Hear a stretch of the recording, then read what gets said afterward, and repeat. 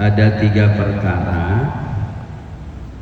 tidak akan pernah ditemukan, tidak akan pernah dapat diraih dengan 3 perkara yang lain. Pertama, al-ghina bil muna, kaya dengan harapan-harapan, kekayaan dengan angan-angan. Maka sejatinya kekayaan itu adalah min kismatillahi ta'ala, bagian dari Allah Subhanahu wa ta'ala. Semua orang pasti berharap untuk memiliki kekayaan, yang padahal kata baginda Rasul Nabi kita Muhammad sallallahu alaihi wasallam, ada 2 perkara yang kagak disenengin sama manusia padahal itu baik buat manusia. Yang pertama, sedikitnya harta, padahal sedikit harta itu lebih baik buat manusia. Yang kedua, kematian, padahal kematian itu baik buat manusia. Orang itu nggak pengen miskin, orang itu nggak pengen jadi sufi. Finansial. Ada di sini yang pengen jadi sufi? Nggak ada kan? Sulit finansial.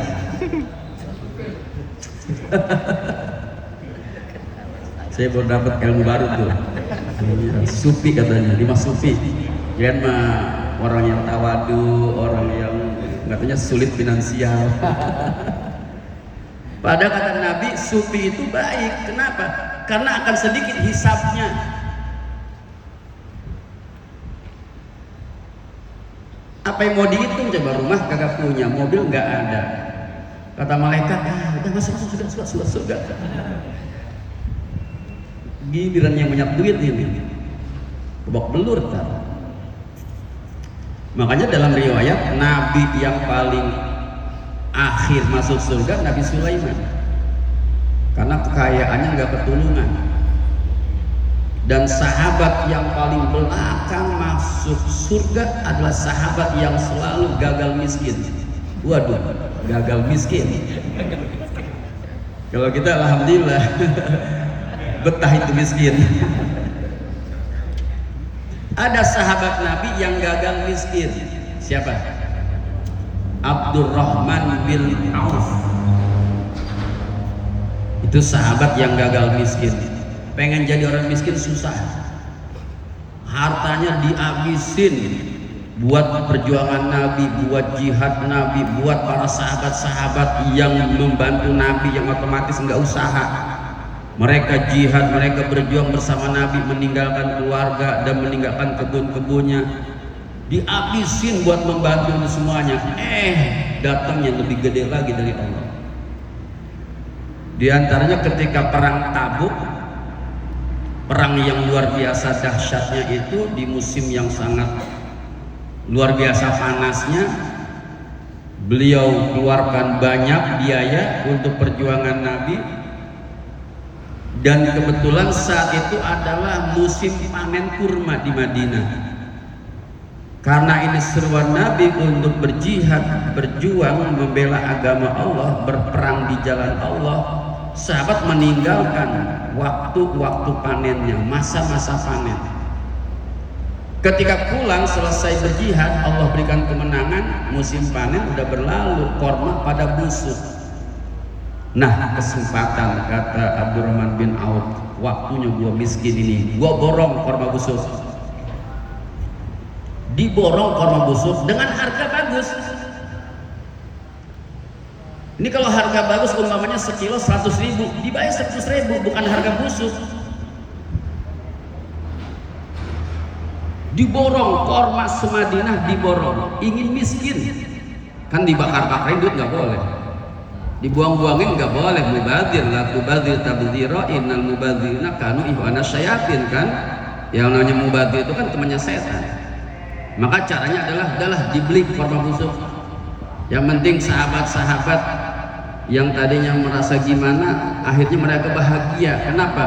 Walaupun mereka tidak melakukan panen di awal musim yang masih bagus-bagusnya korma, karena mereka lebih cinta Allah dan Rasulnya, berjihad, masalah korma urusan nanti, tapi pada akhirnya diganti oleh Allah, itu korma tetap dihargai dengan harga bagus, padahal kormanya busuk, diborong. Dan saat bersamaan di Yaman lagi ada penyakit yang merajalela, apa gebluk atau istilahnya penyakit mewabah. Dan kata dokter-dokter di sana, ini obatnya adalah korma busuk.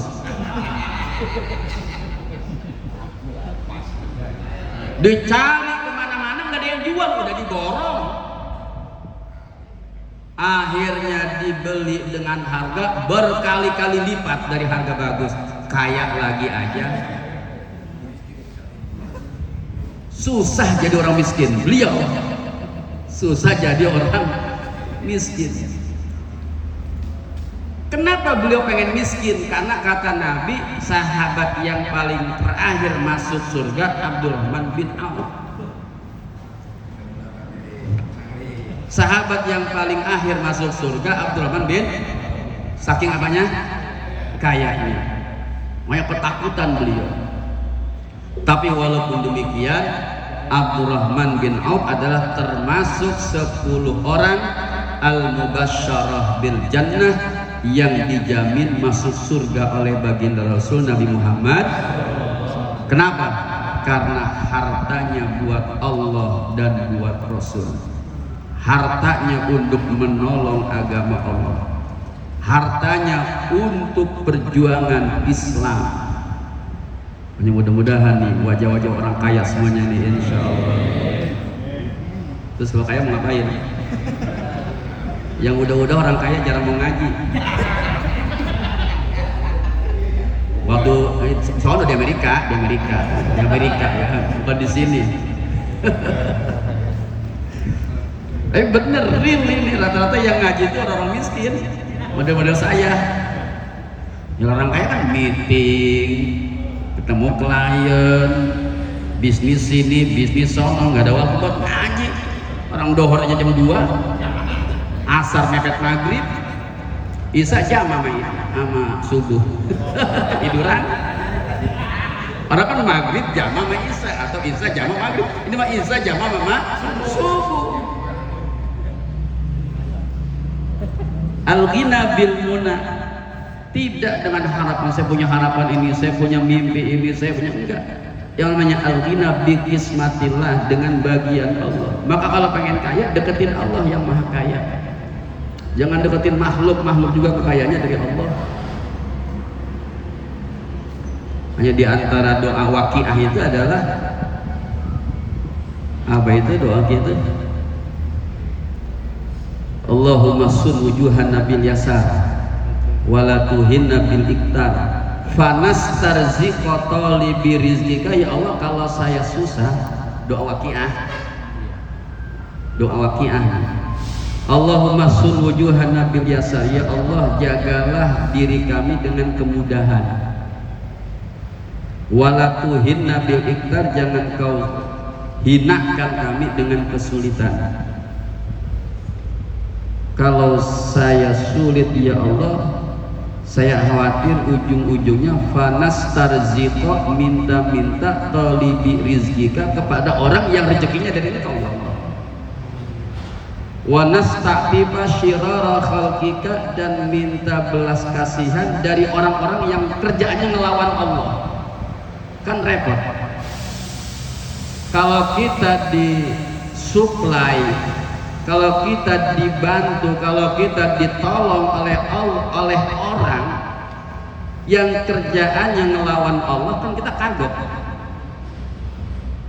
Gua mau ngomong gimana, orang saban hari rokok dari dia, gua nggak ngomong gimana, repot kan, ribet. Pak Ustad datangnya apaan?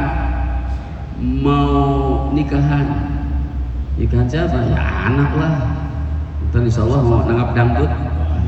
Nah ya kan, gua ngomong haram di-stop, nggak ngomong, udah diem baik daripada ntar sufi. Akhirnya nggak berani ngomong kebenaran, akhirnya nggak berani kan mengungkapkan kalimatul haq, kalimat yang benar. Kenapa? Karena hatinya penuh dengan ketakutan dan dia minta belas kasihan kepada orang-orang yang suka melawan Allah. Mudah-mudahan kita semuanya dijauhkan oleh Allah dari itu semua ya. Insyaallah ini orang-orang soleh, orang-orang baik adalah orang-orang yang istiqomah dalam ibadah dan dekat dengan Allah.